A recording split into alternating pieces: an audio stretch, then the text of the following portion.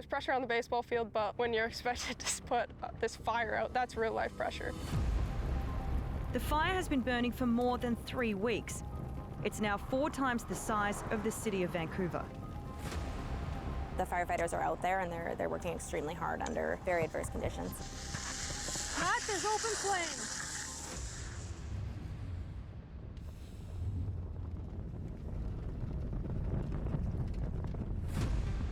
You're pulling up to a wildfire, it's kind of exhilarating, which is something that I feel in baseball as well. And I know some of the players were shocked just how short she was, but then watching her throw, it's just like, oh, okay.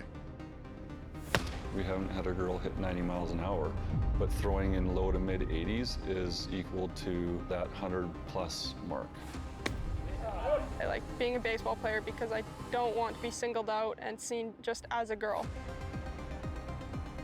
At that level, the girls know they have a job to do. I'm gonna kick your butt on the field and show you what I'm made of. I still feel like I have to prove myself, and I think that that's something that's just gonna stick with me, and to be honest, I like proving myself.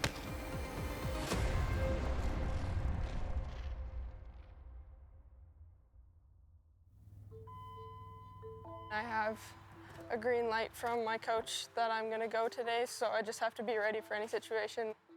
The CCBC is a college baseball league. It's the only college baseball league in Western Canada. When I first found out about Alli, I was talking to her high school coach. I went to a couple of my upperclassmen. I said to him, I said, you know, I'm talking to this girl that I think is gonna come out and play for us. And, you know, she throws 80 miles an hour. And one of them was like, it's harder than I throw.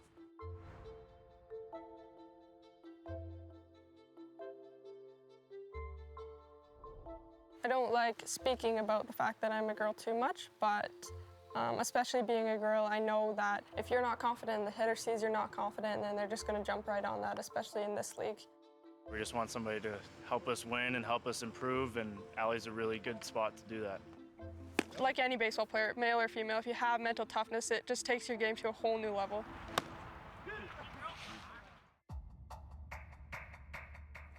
This is where I stay for fire camps. Always have a baseball glove with me in case. This is my life during the summer, just fighting fires and staying in this tent.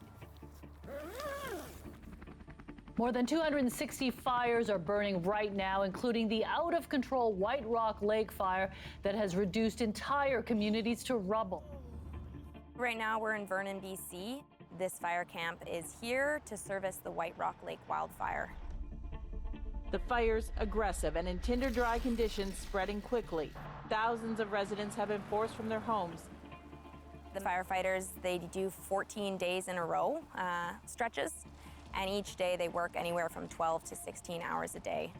Some days they're just basically putting fire out that's just smoldering, and other days they are working on blazes that the flame lengths can be 6, 7, 8 feet tall. Every fire has its own behavior. Its own fuel types will determine that behavior. Ooh, that's deep. Yeah, look at that. That's nasty. It's a nasty one. We're at the end of the summer, been on 4 or 5 separate deployments, 14-day deployments. The fatigue is really setting in. It's super intense right now. You have to be there to believe it and really see what it can do and what it's capable of. Yeah, it's quite something. I've always been the only girl on the ball field, and I'm like one of the only girls on the fire line on my crew. So it was something that I never even thought about. The girls are just as capable as any guy out here. She's taken on a lot, and she's definitely an asset to the team.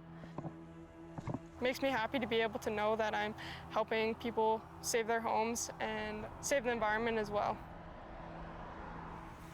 Have a baseball diamond conveniently a couple minutes from the fire camp that I'm staying at. I don't always have that, so I just have to make shift with whatever I have. You work a super labor type job and then come off the fire line and think about training. Isolation is a word for sure that I would use. It's kind of important that I have to remember that I have things going on outside of fire, so it keeps me motivated. When I was younger, I had some amazing coaches in Little League that always made the ballpark somewhere that I wanted to be and that I loved to be. And the way that they did that was never looking at me twice as a girl, just accepting me as being there as a baseball player. We would play into the States, and there were teams that were definitely not accepting of it. You know, the boys do not want to get struck out by a girl. There were specific teams that we knew if we end up going there, it could be a problem. They see a girl come down and I start pitching and I start striking guys out. So then the chirping and heckling starts. When I was younger, I had a lot of people saying, oh, you'd be great at softball. But I think that there's something wrong with girls being pushed to play softball just because of their gender. I was always standing firm, like, I don't care, I'm gonna play baseball. We saw her in Cuba with our development camp that we run, and a good arm is easy to pick up anywhere. She didn't really have an answer for an off-speed pitch, so I said, well, let's learn one. So I showed her how I threw a slider, and she got a ball, and first pitch was one of the nastiest sliders I've seen. We went down to Florida to play in the World Cup, and in the bronze medal game was given the opportunity to finish it off. You got a 16-year-old on the hill for Canada in a big spot. We had confidence to put her in the game and give her the ball and say, go at it. And she pitched her butt off. Schroder saved the fastball for the last out of the 9th inning. An instant classic between the United States and Canada. That just meant like a ton to me to be able to prove myself on that stage. Canada bronze medal. I felt like that I had the authority that I could do this at any level, really. There's a little bit of an adrenaline rush, which I can always relate back to wildfires. You know, you get the call and you just have to be ready. Knowing that I have the tools that I need to have success in this league is something that's going to help me a lot. I've talked to some of the players and, you know, they're kind of projecting some things on her that I'm not ready to project yet. But I haven't seen her not have success yet. I hope I don't jinx her. She gets up there and she fires with tenacity, and she's right back on the mound right away, ready to throw the next pitch, and guys aren't ready for her. Velocity was something that I was chasing from a young age. Like, I knew as a young pitcher, dang, like, I like being a power pitcher.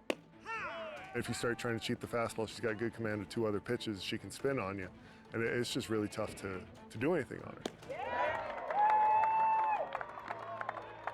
In the world of wildfire, I started being put in situations where it was like real life pressure. Now when I go onto the baseball field, remembering that I've been in situations where there is 10 times more pressure really helps keep me calm and level-headed. It's some of the best baseball I've ever played, but I've also kind of got the jitters out a little bit. I'm confident that I can pitch against these hitters. So it's not like it's the first time they've ever played baseball with a girl, but it is the first time that they've played baseball with a girl that's this good. You can title the accomplishment with, you know, first female in the CCBC, but at the end of the day, I'm just a player, I'm just a pitcher on the team, and I'm able to contribute to the team. I've had little girls talk to me about it, and that means to me that I'm doing my job as an advocate. The more solid female baseball players that come out, the more common it's going to become. It's going to take more girls performing, and we're going to see that. I think other teams are able to see what she's able to do and able to see that it's not taking away from anything from the team. It's actually adding to the team. There's an adrenaline rush that you get when you're fighting a fire that is really addicting, and you get an adrenaline rush when you're put into a massive game, and that's something that I honestly enjoy.